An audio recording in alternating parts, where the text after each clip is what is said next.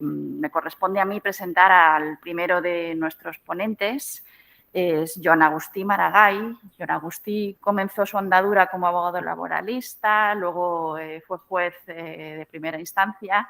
Desde allí fue precursor de muchas cuestiones prejudiciales y luego sacó la plaza de magistrado especialista y actualmente está en el TSJ, en la Sala de lo Social de Cataluña.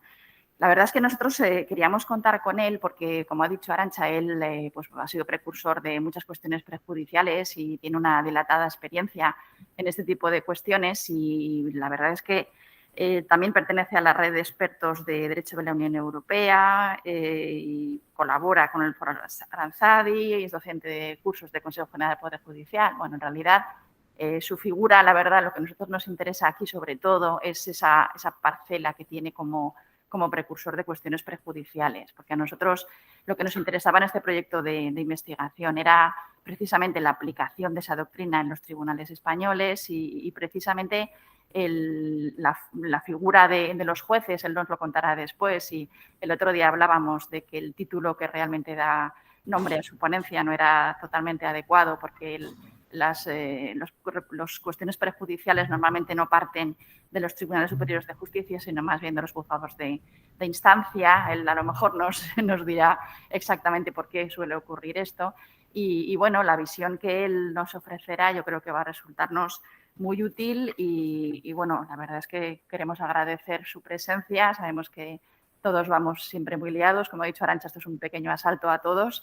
Pero bueno, desde aquí, desde Castellón, desde esta universidad, estamos un poquito más llenos de gente hoy, un poco más acompañados que estábamos al principio. Bueno, puedes empezar cuando quieras, media horita más o menos, Joan, cuando quieras. Muchísimas gracias.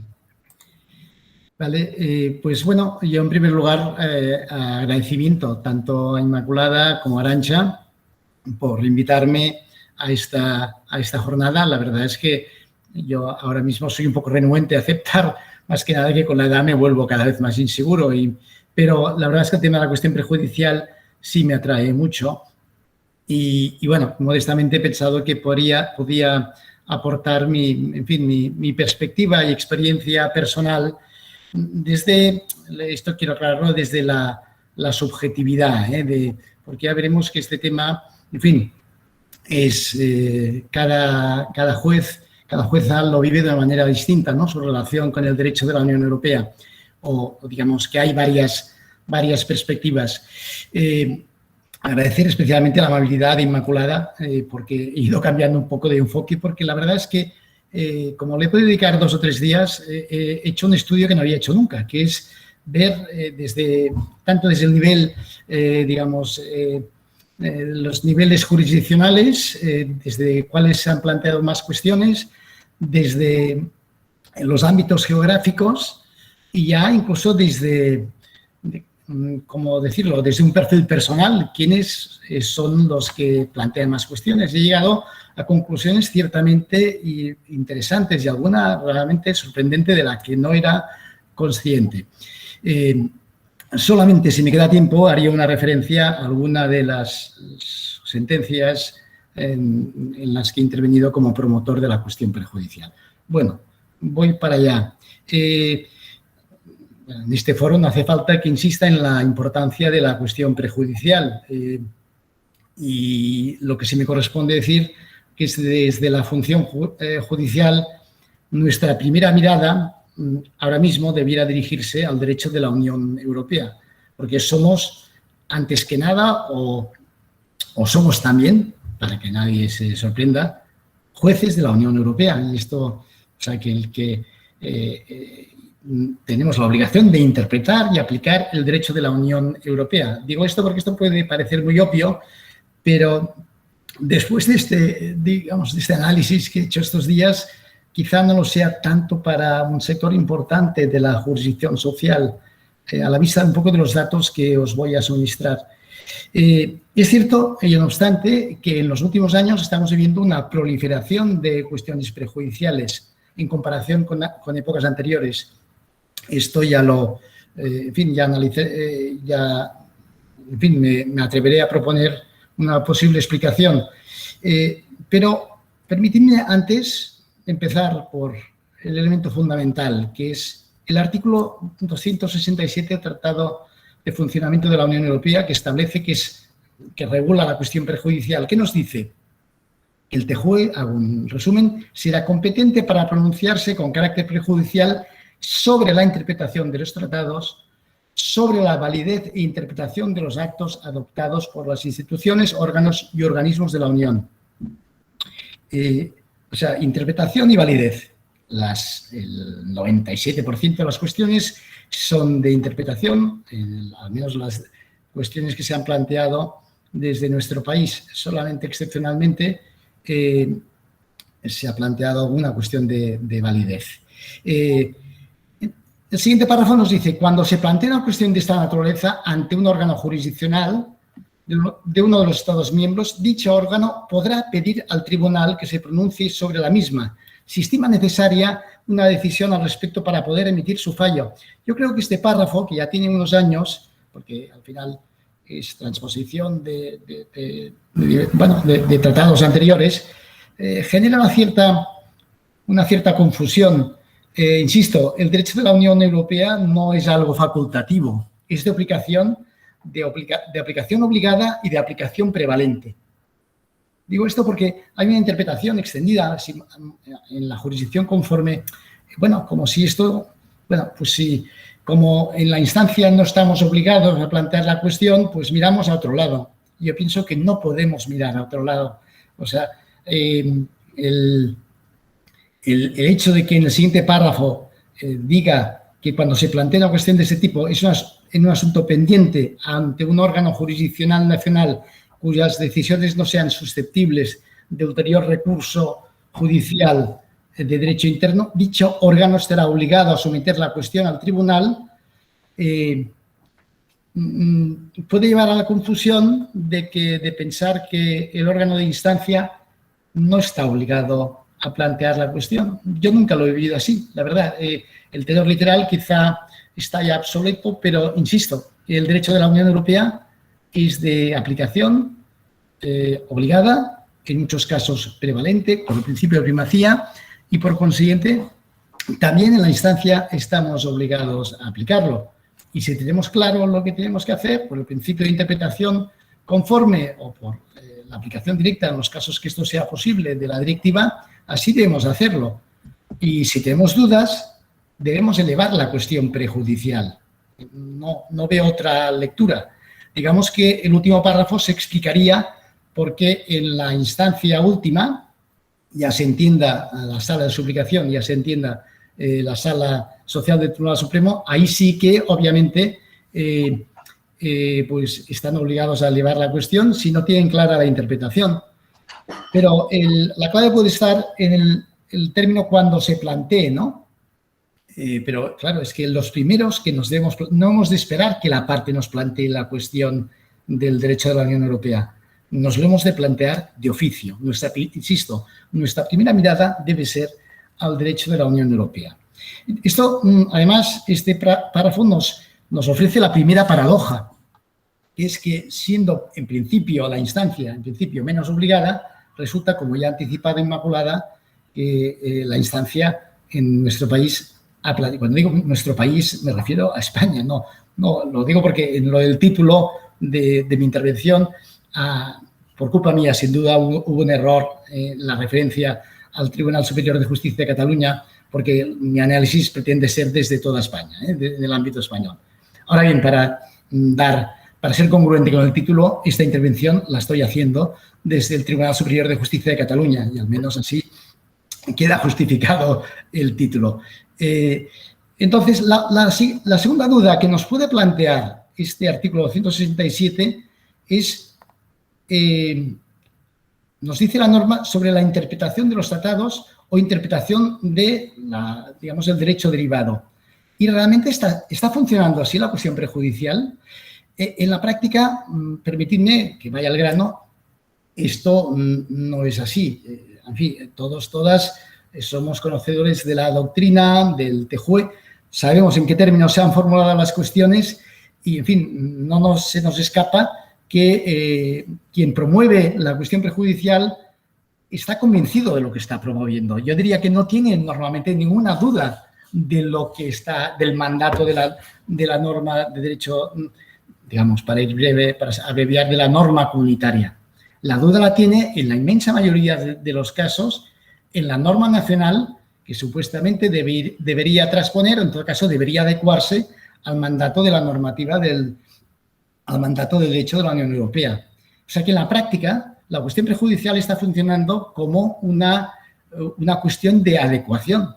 Y bastaría leer todas las cuestiones prejudiciales que se plantean, en las que se plantea debe interpretarse el artículo 4 de la Directiva 1999-70 en el sentido que sería contraria a la misma, al artículo 4 de la misma, una determinada normativa interna, me explico, para poner solamente un ejemplo. Entonces, siempre está hecha en la práctica, se busca la formalidad interpretativa, pero en el fondo estamos haciendo auténticos juicios de interpretación, de adecuación. Y esto es algo que quizá debiera poco a poco revisarse, o sea, porque, en fin, de alguna manera el TJUE nos está, en los últimos años, nos está dando mandatos ya diciendo, oiga, juez nacional, jueza nacional, que usted no solamente, en atención al derecho de la Unión Europea, no solamente está para hacernos preguntas, sino para aplicarlo. Y cuando los mandatos son claros y son directamente aplicables, ya sea porque afectan, por ejemplo, a derechos fundamentales, a prohibiciones de discriminación, o están en mandatos claramente self-executing que permiten ya su aplicación directa, usted sencillamente los aplique. Yo pienso que ahí esto es algo que también, en fin, quería compartir aquí con vosotros, con vosotras, sobre a ver qué opináis al respecto. En todo caso, ¿por qué han proliferado o están proliferando tanto en los últimos años las cuestiones prejudiciales? Bueno, yo creo que es en los últimos años que ha habido mayor conocimiento del derecho de la Unión Europea. Esa sería la primera premisa. El segundo sería una mayor conciencia de la obligación de su aplicación, porque lo primero no garantiza su aplicación. El mayor conocimiento no garantiza su aplicación. O sea, en fin, puede haber, y hablo en hipótesis, compañeros, compañeras que son perfectamente conocedores del derecho de la Unión Europea, pero que no se atreven a aplicarlo, a aplicar el principio de primacía, y en tanto que la norma interna pues dice lo contrario, no dice exactamente lo mismo, y el Tribunal Supremo todavía no se ha pronunciado al respecto, son renuentes a su aplicación. O sea, conocimiento sí, pero conciencia también de su aplicación. Y finalmente, determinación en el planteamiento de la cuestión. Y allí, o sea, no solamente es conciencia, sino determinación. Y allí sí que podemos encontrar una primera explicación de por qué son más abundantes las cuestiones desde la instancia que desde la sala, que es que, bueno, en un órgano unipersonal, pues basta con que uno tenga la determinación para elevar la cuestión, cosa que, en cambio, en un órgano colegiado, y lo digo por experiencia desde los pocos años que llevo en esta segunda etapa mía en la sala, esto es mucho más complicado, porque la sensibilidad en la carrera, en la jurisdicción social sobre este tema es muy diversa, ya lo anticipo, no creo que nadie se disguste por eso ni se moleste. Digamos, hay todavía un sector de la judicatura que ve como una especie de activismo judicial no ya la aplicación directa al derecho de la Unión Europea, sino el planteamiento de cuestiones prejudiciales. Yo me he tenido que oír por personas amigas cuando llevaba solamente quizá 3 cuestiones planteadas.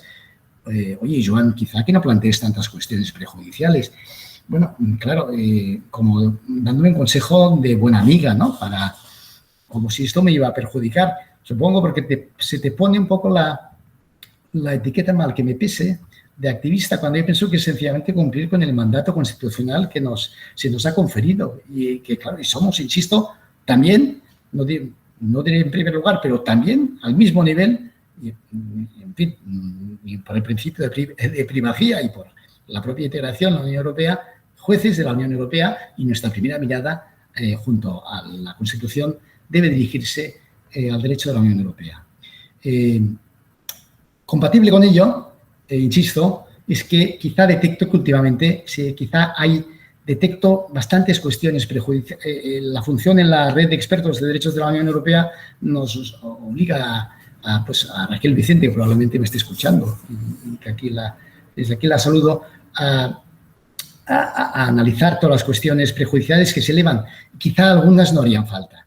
Quizá ya deberíamos saber aplicar directamente el derecho de la Unión Europea, sobre todo cuando tenemos la convicción de qué es lo que hay que hacer. Es cierto que en este caso hay el riesgo de que después la sala de suplicación o la sala de casación te revoque el pronunciamiento, pero bueno, esto en todo caso será una disfunción. Pienso que no deberíamos obviar esta cuestión y dictar ya sentencia o resolución en conciencia. Hay un último factor que quizá explique esta proliferación reciente, yo tengo que decirla mal que me pese, que es una cierta disfunción de la cuestión de constitucionalidad. Una cierta disfunción de la cuestión de constitucionalidad. Aunque también debo reconocerlo, en fin, le comenté la anécdota a Inmaculada y me disculpará que la repita. Quizá mi vocación sobre ese tema, si hoy estoy hablando de este tema, es precisamente gracias o por causa de esta disfunción del Tribunal Constitucional, ¿no?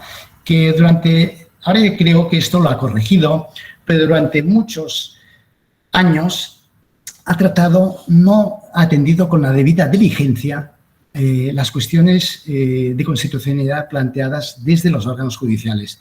De hecho, mi primera experiencia, el Valmoreno, que si nos da tiempo comentaré, si no la tienen en el documento que he facilitado, pues responde a esto, a que ante un tema que me parecía que era flagrante, que suponía una doble penalización sobre una trabajadora a tiempo parcial, pues que yo fuera el primero que se planteara que esto no podía ser, para el señor Valmoreno, que ya había cotizado 20 años, y es cierto que a tiempo parcial, pues el día del juicio el letrado del INS me dijera que debía cotizar 90 años más, cosa que era imposible. Entonces pensé, no puede ser que yo sea el primero, y efectivamente indagué en la base de datos del Constitucional y esto era en el año 2011 y detecté, o se me informó, que había dos cuestiones de constitucionalidad planteadas sobre el mismo tema, admitida la primera por el compañero Fernando Losada desde el año 2003. Esto lo constato en 2011. Al final, lo anticipo porque igual no me da tiempo de explicarlo, a raíz de mi cuestión prejudicial acabó prosperando, el TJUE entendió que la doble penalización que establecía la disposición adicional séptima de la Ley General de Seguridad Social, entonces vigente, pues suponía un impacto negativo en el colectivo femenino, que es en su inmensa mayoría las usuarias del contrato a tiempo parcial, por la cosa de la perpetuación de roles, y declaró dijo que aquella doble exigencia, de doble penalización en forma de exigencia de una carencia en años muy superior a la del trabajador a tiempo completo, pues que era contraria a la prohibición de discriminación y generaba una situación de discriminación indirecta por razón del sexo. Bueno, el Tribunal Constitucional, a los pocos meses de dictarse la sentencia al Valmoreno, el 22 de noviembre de 2012, pues dictó su sentencia que anuló el precepto, y al año siguiente el legislador, en el Real Decreto Ley 11/2013, pues ya cambiaba la normativa y corregía la doble discriminación en el acceso a las pensiones, si bien esto, lo digo ahora, la trasladó en cierta forma al cálculo de la base reguladora, cosa que también corrigió posteriormente el propio TJUE en la sentencia Villar Live del año 2018. Bueno, en todo caso, yo creo que esto también ha coadyuvado, esta lentitud del Tribunal Constitucional en responder a las cuestiones prejudiciales, y después, si me lo permiten, una cierta falta de empatía. Así como el TJUE es empático con el órgano judicial promotor de la cuestión prejudicial, porque de alguna manera es el motor, sus dudas es el motor que activa el mecanismo prejudicial.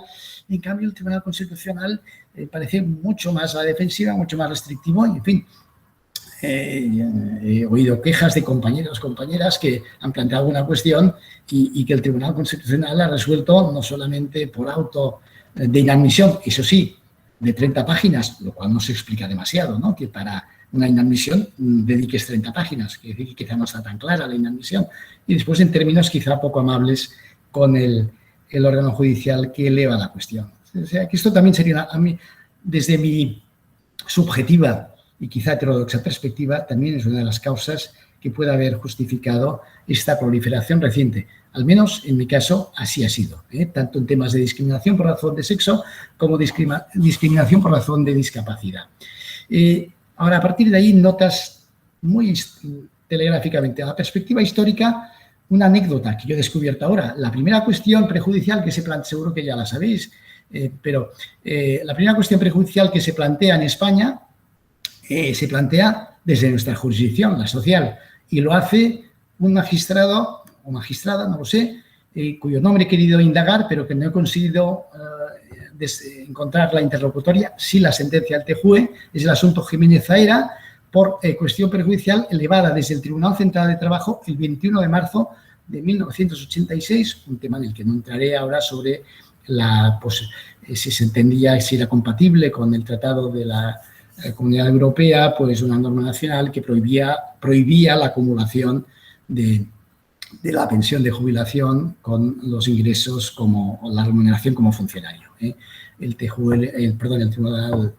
entonces Tribunal de la Comunidad Europea le dio respuesta negativa a la cuestión, pero la anécdota está ahí, que fue desde el Tribunal Central de Trabajo.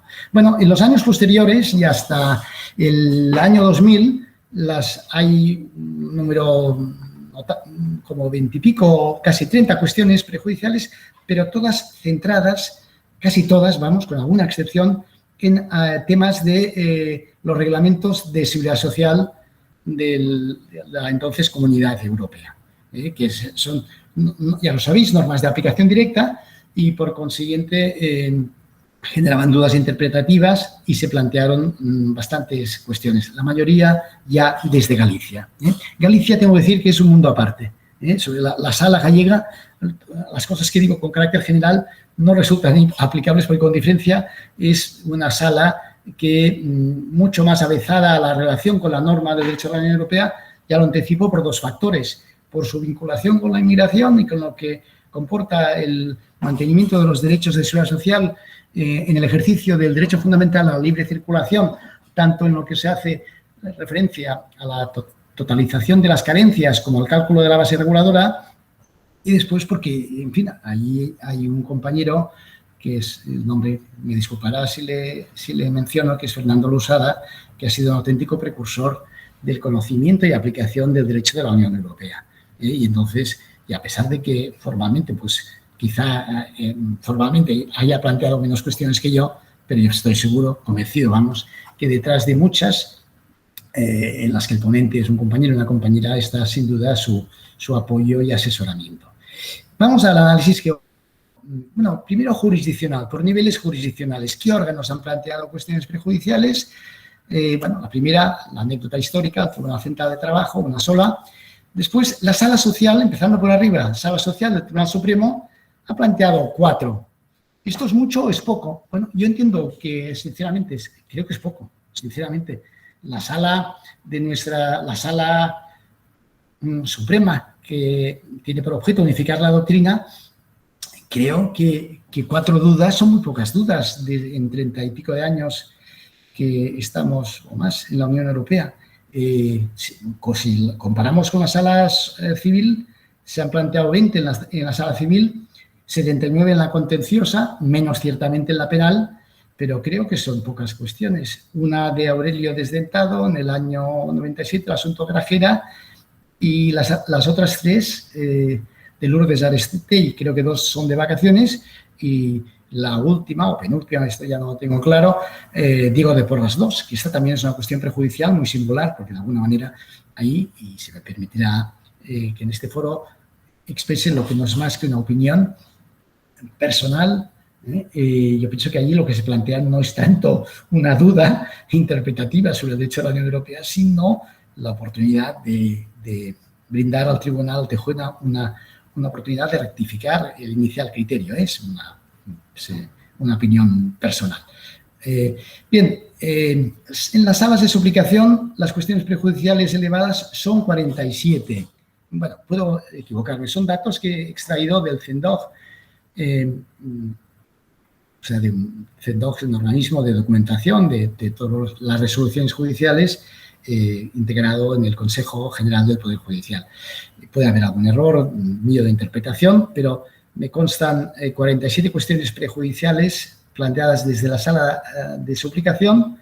Desde la Audiencia Nacional, la sala social, solamente 2. También me parecen pocas. Me parecen pocas porque, bueno, es ciertamente la instancia de ámbito estatal, pero que enfoca temas de mucha relevancia en el ámbito, pues, tanto de despido colectivo, sucesión de empresa, y quizá también sorprende un poco que solamente se hayan planteado 2 cuestiones. En cambio, desde los juzgados de instancia, pues entre 60 y 70. Tampoco hay algunas que pueden escapárseme y por eso doy este número aproximado. Entonces, la segunda, paradojas. Se plantean más cuestiones desde, bueno, o la misma que antes he señalado, más cuestiones desde la instancia, a pesar de que, esto se lo digo por propia experiencia, he estado en los 2 niveles, hay notable más carga de trabajo en la instancia que en las salas de suplicación. Entonces, en cambio, parece que desde ahí hay más inquietud en el conocimiento y aplicación del derecho de la Unión Europea que no en las salas de suplicación o en la sala de casación. ¿Y eso por qué? Bueno, yo creo que aquí el carácter unipersonal del órgano juega un papel importante, ¿no? Porque, en fin, cuando estás en la instancia, hablo por propia experiencia, pues no tienes que convencer a nadie. En fin, de mis 8 cuestiones prejudiciales que he planteado, 7 lo son desde la instancia y solamente una desde la sala. En fin, pero costó. Y no puedo decir más, pero la verdad es que la de la sala costó. Hay una cierta, yo pienso que con la excepción gallega, una cierta renuencia quizá generalizada a plantear cuestiones prejudiciales desde los órganos colegiados. Quizá por eso comentaba antes, que quizás se malentiende esto como una manifestación de activismo judicial, que pienso que no, que es de estricto cumplimiento a lo que nos obliga nuestra integración en la Unión Europea y explícitamente el artículo 5 de la Ley Orgánica del Poder Judicial.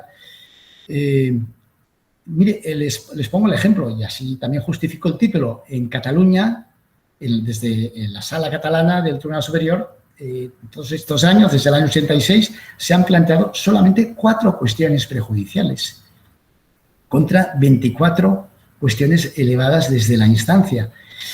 Cuando teóricamente en las salas deberías supuestamente tener un mayor conocimiento y conciencia del derecho de la Unión, conocimiento del derecho de la Unión Europea, conciencia de su primacía y, en fin, determinación en su aplicación y, si cabe, en el planteamiento de cuestión prejudicial. Y si hacemos un análisis ahora ya geográfico, desde exclusivamente a nivel de las salas de suplicación, de tribunales superiores. La excepción es Galicia, 21 cuestiones planteadas. He explicado antes los factores, no lo repetiré. Y con mucha diferencia viene a continuación Madrid, con 5 cuestiones, por cierto, 3 de ellas por parte de la misma compañera, Virginia García Alarcón. En la Comunidad Valenciana son 5 las cuestiones planteadas también. Javier Lluc, Mercedes Boronat y Joaquín Pérez Navarro, 2 en su caso. En Cataluña, lo he dicho, solamente 4. En Castilla y León, 4. Y ahí también hay otro, el factor personal, al que después haré referencia, que está las 4 de Castilla y León, las plantea el mismo juez, Rafael López Parada, el cual también planteó una desde Cantabria y 2 en fecha reciente desde el TSJ, o quizá una desde el TSJ de Madrid. Desde Castilla-La Mancha 3, Jesús Rentero, desde País Vasco 3, Canarias 2, Humberto Guadalupe, Gloria Poyatos, en Cantabria 1, Rafael López Parada. Y aquí viene el gran descubrimiento. Yo no era consciente de eso. El Tribunal Superior de Justicia, con más integrantes, sala social, me refiero, aunque son 3 salas, ciertamente, de Andalucía, sumadas las 3, en fin, supera al de Cataluña, que son 25, no sé exactamente cuántos pueden ser, supongo, se acercarán o superarán los 30. No se ha planteado ninguna cuestión. En Aragón tampoco. En Extremadura ya pasó a comunidades más pequeñas en cuanto a número de integrantes de la sala social. Nunca se ha planteado ninguna cuestión. Entonces, bueno, aquí pasa algo, desde el momento en que hay tal disparidad, ¿no? Quiere decir que ¿cómo diría? La conciencia en la aplicación, quiero pensar que no es el conocimiento, sino en la percepción sobre la conciencia en la aplicación del derecho de la Unión Europea, quizá no es uniforme. Esto es manifiesto. Paso ahora al ámbito personal. ¿Qué juezas plantean más cuestiones? Lo cierto es que también hay una concentración allá en esta cuestión. O sea, hay un reducido grupo que... Te quedan 5 minutos, disculpa. ¿Cuánto me queda? 5 minutos. 5 minutos, vale. En los que seremos 11 o 12, en los que se concentra en gran parte la elevación de las cuestiones prejudiciales. No diré la mitad, pero entre la tercera parte, como mínimo, de las cuestiones prejudiciales se concentran en un reducido número de magistrados, en menor medida magistradas, ya lo anticipo, que hemos elevado las cuestiones prejudiciales. Claro, voy a añadir un elemento que siempre es polémico, que es quizá la vía de acceso. La mayoría también somos del cuarto turno, con la gloriosa excepción a la que antes he señalado, o destacada, quizá el término es exagerado, de Fernando Losada, ¿no? Que viene del turno libre, pero ¿qué nos está diciendo eso? Quizá la conexión universitaria a la que es prácticamente obligada para todo aquel o aquella que accede a través del cuarto turno da mayor conocimiento y conciencia al derecho de la Unión Europea. Bueno, en fin, en los 5 minutos que me quedan, pues mi experiencia personal sobre la cuestión, el planteamiento de cuestiones prejudiciales. Bien, un poco el caso de Valmoreno ya lo he anticipado. En el año 2011, respuesta en el 2012, en 14 meses respondió el TJUE. Después vino, inmediatamente después, en el año 2013, pues dos cuestiones en materia de despido colectivo, Raval-Cañas y Pujante. Raval-Cañas, que la respuesta del TJUE nos informó que el cálculo, la búsqueda del umbral numérico determinante de la aplicación del despido colectivo como mayor tutela para los trabajadores en caso de despido colectivo, pues deberíamos referirla no solamente al centro de trabajo como la opción normativa, como nacional, sino también, en primer lugar, desde el centro de trabajo, que es la opción, en definitiva, el mandato en la directiva 98/59. Pujante nos informó de que las extinciones contractuales a iniciativa del trabajador computaban también, no ya como extinciones asimilables a efectos del cómputo del umbral numérico, sino como despidos directamente, tema que es muy importante porque de alguna manera el número mínimo de 5, aquel a partir del cual se activa el cómputo, pues ya se activa con las meras extinciones. En fin, yo aquí no quiero alarmar a nadie, pero yo pienso que aquí hay una bomba, si me permiten la expresión, que todavía no he explicado, que todavía no ha explotado, que es la aplicación en nuestro país de la doctrina establecida en las dos sentencias originadas por Polonia, no me acuerdo el nombre, pero Chupa era una de ellas, la otra no me acuerdo, son sentencias del 2017 en las que en fin, según las cuales una modificación sustancial que dé pie a la extinción contractual debería, en la medida que puede determinar una extinción contractual reactiva, debería determinar la consulta en clave de despido colectivo y no en clave de artículo 41. Apunto solamente el tema.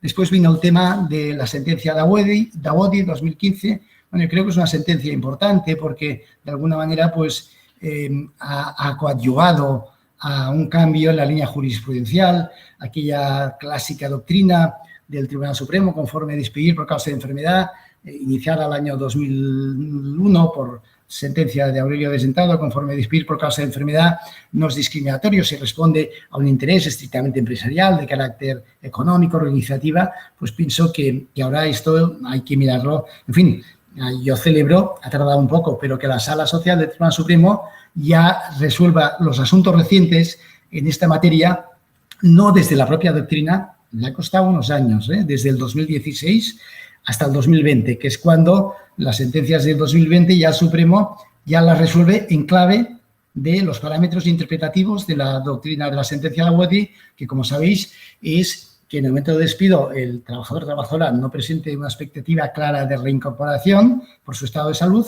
o en todo caso esté en una situación de incertidumbre a este respecto, o que la situación de incapacidad temporal se acabe prolongando en el tiempo. Posteriormente, como última, en fin, llevo 4, bueno, había la sentencia Espada-Recio, que de alguna manera es trasladar la doctrina El Val Moreno a otro supuesto, que es la duración de la prestación por desempleo, que penalizaba a trabajadores y trabajadoras a tiempo parcial en modalidad vertical, que según la normativa vigente derivada del reglamento de prestaciones por desempleo del año 85, pues al computar solamente los días no cotizados, porque cotizan por 30 días, sino trabajados, pues la duración de la prestación quedaba reducida a la mitad. Aquí un poco la dificultad en este asunto fue superar la doctrina Cachaldora. La sentencia Cachaldora, a cuestión prejudicial gallega, pareció que echaba marcha atrás respecto al Val Moreno, en tanto que no consideraba acreditada la prueba estadística de que la norma en cuestión perjudicara específicamente o mayoritariamente al colectivo femenino respecto al masculino. Entonces, en cambio, esto, en fin, mediante práctica, esto sí, de prueba estadística, es lo que te da el estar en la instancia, que puedes, digamos, como diligencia para mejor proveer, suministrarte la prueba estadística necesaria para convencer al TJUE del impacto negativo de género. Bueno, después haya habido alguna cuestión más, pero se desistió porque lo resolvió Constitucional, y finalmente la última experiencia, que por cierto no ha sido exitosa como las otras, y esta ya desde el TSJ, curiosamente, y en la que, pues bueno, ciertamente era muy ambiciosa, porque de alguna manera la situación que se analizaba era la situación que se vivió en Cataluña, que ya entiendo que, por ejemplo, aquí en la Comunidad Valenciana no se dio, que es que la sentencia del Constitucional que anuló la remisión que hacía el entonces artículo 164 de la Ley General de Seguridad Social al derecho civil autonómico para la consideración de lo que es pareja de hecho, aquella anulación y aquella exigencia desde aquel momento del requisito de la constitución formal vía notarial, vía registral, sin dar ni tan siquiera un periodo de transición que permitiera cumplir la exigencia de los 2 años de carencia en esta constitución formal, generó un estropicio considerable aquí, porque hasta entonces en Cataluña, cumpliendo las exigencias del derecho civil catalán, que no exigía ninguna formalidad, sino acreditar 2 años de convivencia, aparte de los 5 exigida por la norma general, que también debían cumplirse, o hijos en común, esto permitía acceder a la pensión de viudedad. Bueno, ante esta situación es cuando se me ocurrió, pues, además, en cierta forma, un artículo de Cristina me suscitó esta posibilidad de plantear varias cuestiones interpretativas, pero previamente necesitaba superar el obstáculo de que las pensiones de viudedad, como todas las de prestación y supervivencia, están excluidas de la prohibición de discriminación establecida en el artículo 4 de la Directiva 7/79, que establece el principio de igualdad y prohibición de discriminación en el acceso a las prestaciones de seguridad social. Y ahí me atreví a plantear una cuestión de validez, diciendo, oiga, 40 años después, o 40 y pico, de promulgarse esta directiva y validarse esta exclusión, ¿tiene algún fundamento esta exclusión? A mí la verdad es que la sentencia inadmite, no sé si inadmite o sí, inadmite esta cuestión, y después de que comportó la incompetencia respecto a las otras interpretativas. La inadmite porque considera que no es necesaria para la resolución del litigio principal. En fin, yo me lo he leído varias veces, no lo entiendo. La verdad es que no lo entiendo, pero en fin, esto se daría para otro otro debate. En fin, he excedido mi tiempo. Muchas gracias y espero luego responder si hay alguna pregunta. Muchas gracias. Muchísimas gracias, Joan. La verdad es que estaríamos aquí toda la tarde hablando de estas cuestiones.